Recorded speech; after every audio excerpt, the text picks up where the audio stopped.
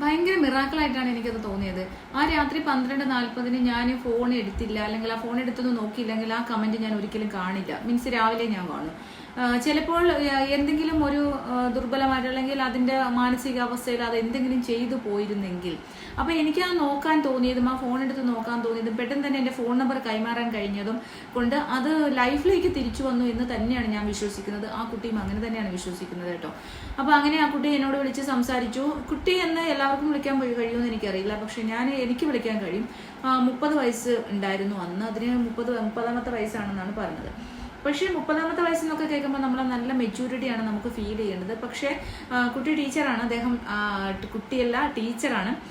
പക്ഷേ നമ്മൾ എന്ത് പ്രൊഫഷൻ ചെയ്താലും നമ്മളെല്ലാം നമ്മുടെ മനസ്സെന്ന് പറയുന്നത്, പ്രത്യേകിച്ചും സ്ത്രീ മനസ്സെന്ന് പറഞ്ഞാൽ പരിഗണന കിട്ടിയില്ലെങ്കിൽ അല്ലെങ്കിൽ ഒഴിവാക്കപ്പെടുന്നു എന്ന് തോന്നിക്കഴിഞ്ഞാൽ നമ്മളെ വേണ്ട എന്ന് വയ്ക്കുന്നതിൻ്റെ കാരണം അറിയാതെ നമ്മൾ മനസ്സുഴറും.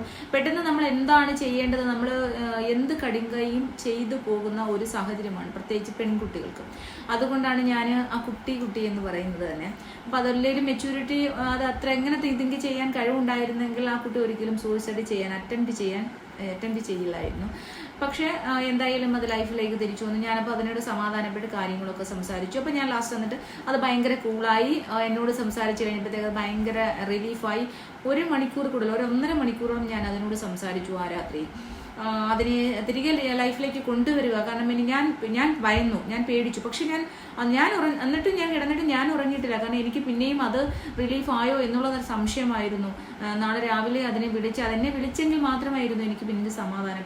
എന്ത് തന്നെയായാലും അതിനോട് പിറ്റേന്ന് ഞാൻ പറഞ്ഞു, മോള് സമാധാനമായിട്ട് ഉറങ്ങും, നാളെ രാവിലെ നമുക്ക് എന്താന്ന് വെച്ചാൽ ചെയ്യാം. മോള് ഇന്നിപ്പോൾ വേറൊന്നും ഇനി ആലോചിക്കേണ്ട. മോൾക്കൊരു ചേച്ചീനെ കിട്ടി, ഒരു ചേച്ചിയാണ് എന്ന് വിചാരിച്ചു, സ്വന്തം സഹോദരിയാണ്. എന്ത് കാര്യത്തിനും എന്ത് പ്രശ്നങ്ങളുണ്ടെങ്കിലും അതിന് പരിഹാരം ഉണ്ടാക്കാൻ കഴിയുന്ന, അല്ലെങ്കിൽ പരിഹരിച്ച് തരും എന്ന് 100% വിശ്വസിച്ചുകൊണ്ട് ഒരു ചേച്ചി കൂടെ ഉണ്ട് എന്ന് വിചാരിച്ചിട്ട് ഉറങ്ങിക്കോ എന്ന് പറഞ്ഞിട്ട് ഫോൺ വെച്ചു. എന്തായാലും രാവിലെ ഒരു 9 മണിയൊക്കെ ആയപ്പോൾ തന്നെ എന്നെ വിളിച്ചു. മാഡം എന്ന് പറഞ്ഞു, ചേച്ചി എന്നല്ല മാഡം എന്നാണ് സംബോധന ചെയ്യുന്നത്. അപ്പോൾ മാഡം ഞാൻ ഓക്കെയാണ്.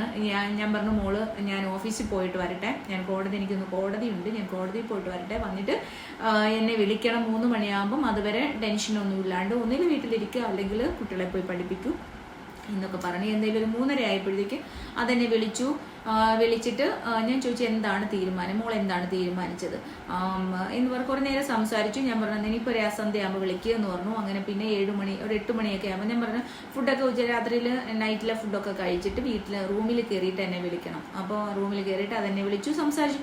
അപ്പോൾ അതിൻ്റെ ആവശ്യമെന്ന് പറഞ്ഞു കഴിഞ്ഞാൽ അവനെ വെറുതെ വിടാൻ പാടില്ല, അവനെ തക്കതായ എനിക്കിനി അവന് ആവശ്യമില്ല, എന്നെ വേണ്ട അല്ലെങ്കിൽ എന്നെ വേണ്ടാന്ന് വെച്ചപ്പോൾ അതിന് മനസ്സും ശരീരവും എല്ലാം എനിക്ക് നഷ്ടപ്പെട്ടു. ഞാൻ പറഞ്ഞു, ഒന്നും നഷ്ടപ്പെട്ടിട്ടില്ല. അവൻ എന്തൊക്കെ നഷ്ടപ്പെട്ടിട്ടുണ്ടോ അതുപോലെ തന്നെയാണ് നിനക്ക് നഷ്ടപ്പെട്ടിട്ടുള്ളത്. നിനക്കല്ലാണ്ട് പ്രത്യേകമായിട്ട് ഒന്നും നഷ്ടപ്പെട്ടിട്ടില്ല, അങ്ങനെ വിചാരിക്കേ വേണ്ട. കാരണം നമ്മൾ മനസ്സുകൊണ്ടും ശരീരം കൊണ്ടും അല്ലെങ്കിൽ മനസ്സുകൊണ്ട് ഒരാളെ സ്നേഹിച്ചു പോയതുകൊണ്ട് നമ്മുടെ ശരീരം അങ്ങനെ ആയിപ്പോ, അല്ലെങ്കിൽ നമ്മുടെ ശരീരം വഴങ്ങി കൊടുത്തു. അത് തിരിച്ചുമുണ്ടല്ലോ. നമ്മൾ പാതിവൃത്യം എന്ന് പറയുന്നത് ആണിനും പെണ്ണിനും ഒരുപോലെയാണെന്ന് വിശ്വസിക്കുന്ന ഒരാളാണ്. ആണ് പെണ്ണ് പിടിക്കാൻ പോയിട്ട്